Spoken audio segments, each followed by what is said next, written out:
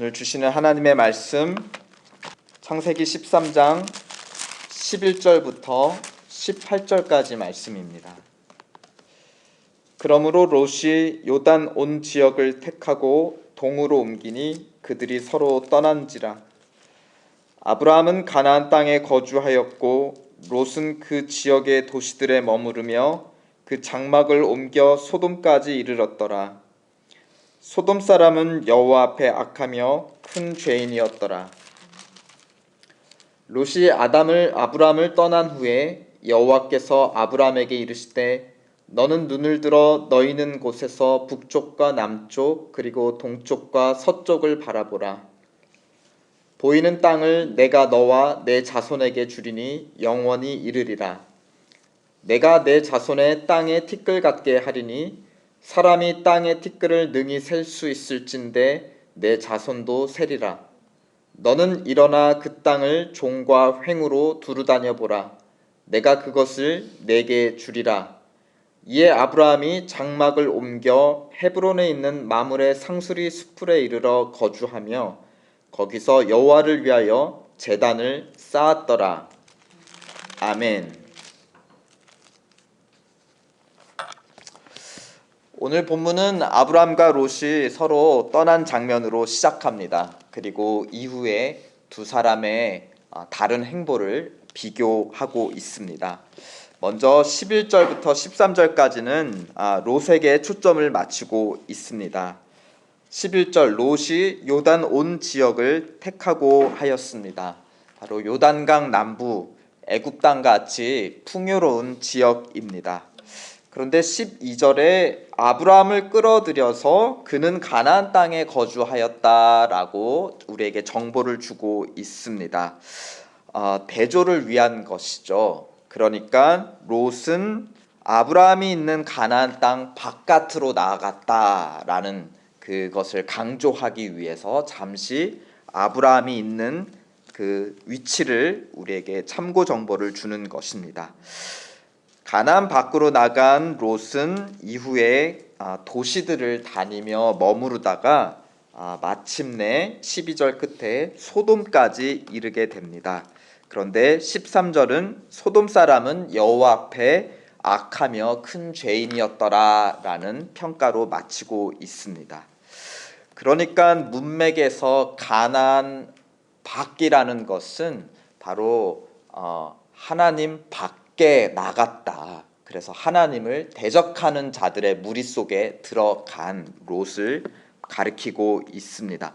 가나안 자체가 거룩한 땅이라는 의미가 아니라 하나님께서 지금 가나안 안에 머물러 있는 아브라함과 함께 계시다라는 의미입니다. 그러니까 아브라함을 떠났다라는 것은 하나님을 떠났다는 말이고, 그만큼 하나님께서 지금 누구와 가까이 계시다라는 것을 우리에게 강조하고 있습니까? 아브라함과 함께 계시다라는 것을 강조하고 있습니다. 14절부터 18절까지는 가나안 땅에 머물러 있는 아브라함에게 초점을 맞추고 있습니다. 14절에 보면 하나님께서 아브라함에게 나타나 말씀하십니다. 그런데 그 시점을 보면 롯이 아브라함을 떠난 후에라고 다시 한번 롯이 하나님과 상관없어졌음을, 하나님을 떠난 것을 강조하고 있습니다. 14절에 명령하시며 눈을 들어 바라보라. 그리고 나서 15절에 보이는 땅을 너와 내 자손에게 주리라 약속하십니다. 또 17절에도 이제는 일어나 두루 다녀보라 라고 명령하시고 이어서 내가 그것을 내게 주리라 라고 약속하고 계십니다. 명령과 약속, 명령과 약속. 그렇죠? 하나님의 명령은 우리에게 무엇을 가리키는 것입니까? 하나님의 약속을 가리킵니다. 하나님께서 우리에게 명령하실 때 그 너머에 하나님이 계획하고 계시고 이루시려는 약속을 우리는 바라볼 수 있어야 합니다.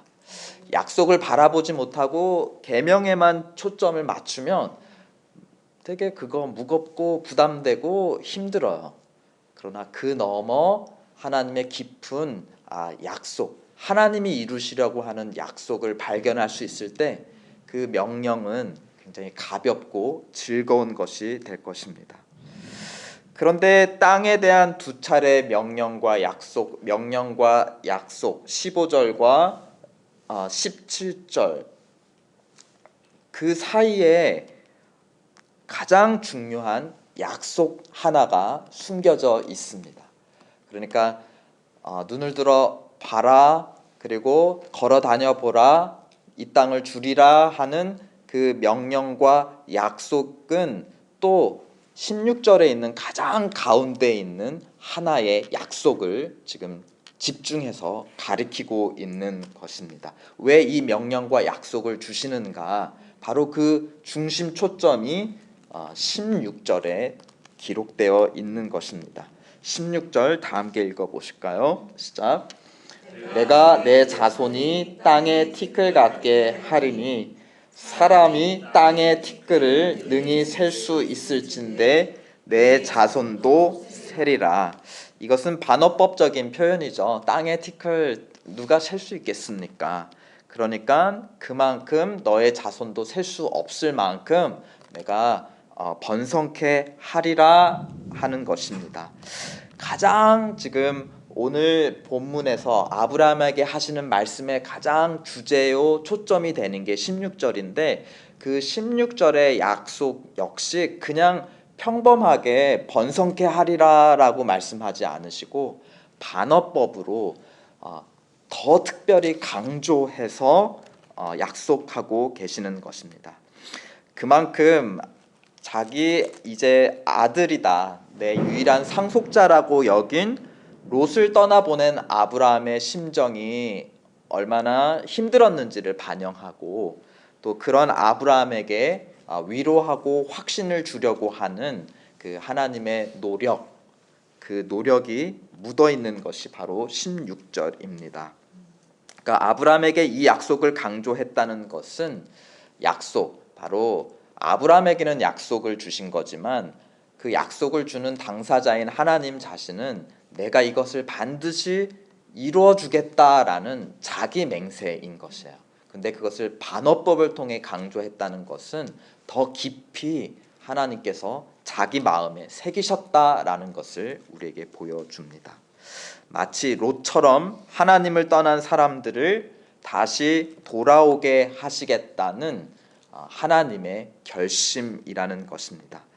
이 결심은 오늘 본문뿐만이 아니라 창세기 전체, 그리고 창세기만이 아니라 신구약 성경 전체에서 하나님의 초점이고 하나님의 결심이기도 합니다. 아브라함과 그의 자손들을 번성케 해서 그 많은 백성들이 내 백성이 되고 나를 떠난 많은 사람들, 롯과 같이 하나님을 대적하는 그 사람들 중에 내가 아브라함과 그 자손들을 내가 선택해서 세우겠다, 그들을 내 친백성으로 삼겠다. 이것이 성경 전체에 흐르는 하나님의 가장 주목되는 초점이라는 것입니다. 성경 안에 포함되어 있는 로마서도 그런 초점일까요? 하나님의 초점은 아브라함과 그 자손에게 맞춰져 있을까요? 맞습니다. 우리가 로마서 강해를 시작하며 그 짝으로 새벽 때 창세기를 특별히 아브라함과 이삭과 야곱을 선택한 이유가 거기에 있다는 것입니다. 이런 하나님의 약속과 맹세에 아브라함은 어떻게 반응했을까요? 우리 18절 다 함께 읽어보시겠습니다. 시작. 이에 아브라함이 장막을 옮겨 헤브론에 있는 마므레 상수리 수풀에 이르러 거주하며 거기서 여호와를 위하여 제단을 쌓았더라. 장막을 옮겼다라는 것은 눈을 들어 바라보았고 그리고 보이는 땅을 지금 다녔다라는 것을 함이 내포하고 있습니다. 즉 하나님의 명령에 순종했다는 것이죠. 그러나 단순히 명령에 순종한 것 이상으로 명령은 약속을 가리키기 때문에 무엇을 의미하죠? 순종했다라는 것은, 명령에 순종했다는 것은 그 너머에 있는 하나님의 약속을 믿었다라는 표현인 것입니다. 그런데 성경이 아브라함의 믿음을 언급할 때 아브라함이 그 약속을 믿었다라는 표현보다는 아브라함이 하나님을 믿으니 하나님께서 이것을 그의 의로 여기셨더라. 자기의 친백성으로 자기의 언약의 동반자로 여기셨더라.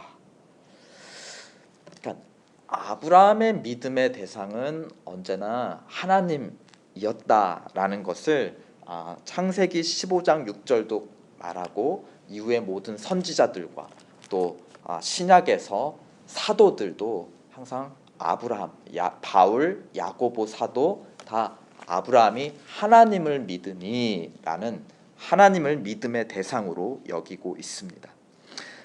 그것을 오늘 본문은 18절 마지막에 이렇게 표현합니다. 여호와를 위하여 제단을 쌓았더라. 이것이 믿음의 표현이었던 것이죠. 그의 믿음을 반영하는 행위가 바로 여호와를 위하여 제단을 쌓았다라는 표현입니다. 사실 엄밀히 따지고 보면 지금까지 하나님께서 아브라함에게 이루어 주신 것은 사실 아무것도 없어요. 약속의 땅에 대한 약속, 그리고 그것보다 더 중요한 것이 그 땅에 거주해서 사는 아브라함의 자손들인데 지금 땅도 주신 게 없고 자손도 주신 게 없어요. 이제 이삭은 20년 후에나 태어날 것입니다. 25년 뒤에나 태어날 것입니다. 그러니까 어떻게 보면은 계속 말뿐이에요. 아직까지는 하나님께서 그냥 말뿐입니다. 이루어진 것이 아무것도 없어요. 사실은 솔직히 까놓고 말해서 그렇습니다. 그런데 하나님께서 단 하나 확실히 주신 것이 있는데요. 그것은 바로 다름 아니라 자기 자신입니다. 약속을 이루실 자기 자신을 아브라함에게 지금까지 확실하게 주셨다라는 것입니다. 부르신 이후부터 지금까지 한 번도 떠나지 않고 동행하셨고 또 애굽에서 시험을 당할 때 지금 롯이 떠나서 크게 마음이 흔들리고 있을 때마다 하나님께서 나타나 그의 곁에서 말씀하시고 약속하시며 자기 맹세를 하셨다라는 것입니다. 그러니까 아브라함을 향한 하나님의 헌신, 그것만큼은 지금까지 변함없이 확실하게 주어졌다. 그리고 그것이 나중에 이 약속을 이루는 원동력이 된다라는 것입니다. 롯이 이른 곳은 우리 오늘 본문은 롯과 아브라함의 두 다른 행보를 비교하고 대조하고 있습니다. 롯의 끝은 어떤가요? 하나님 앞에서 악을 행하는 소돔에 이르렀습니다. 아브라함이 이른 곳은 하나님 앞에서 엎드리는 제단이었습니다. 누군가 우리에게 말을 걸어올 때 그 눈이 우리를 주목하고 오는 것이죠. 그래서 말을 한다라는 것은 또 어떤 면에서는 바라본다라는 뜻이기도 합니다.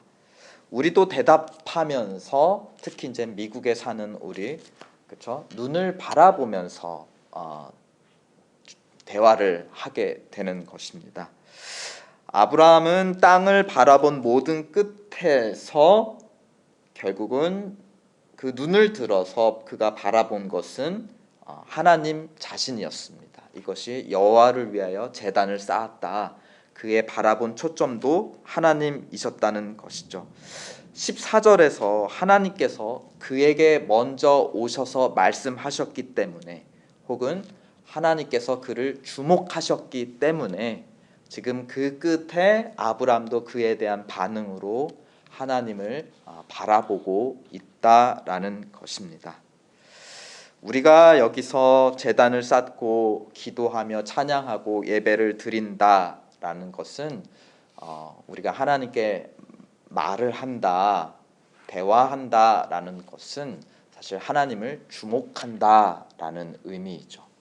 그런데 우리가 그렇게 할 수 있는 것은 오늘 아브라함의 이야기처럼 14절에서처럼 하나님께서 먼저 그를 주목하고 그에게 약속으로 말씀하셨기 때문입니다. 우리가 기도하고 찬양하며 하나님 앞에 나아갈 수 있는 것은 하나님께서 먼저 우리를 주목하고 계시기 때문입니다. 다시 한번 이 성경의 모든 하나님의 초점은 아브라함과 믿음의 자손들입니다. 그 초점 아래 오늘도 우리가 하나님의 주목 아래 있는 줄 믿습니다. 그 하나님의 시선에 반응함으로 우리 하나님께 기도하고 또 찬송하겠습니다. 함께 기도하시죠.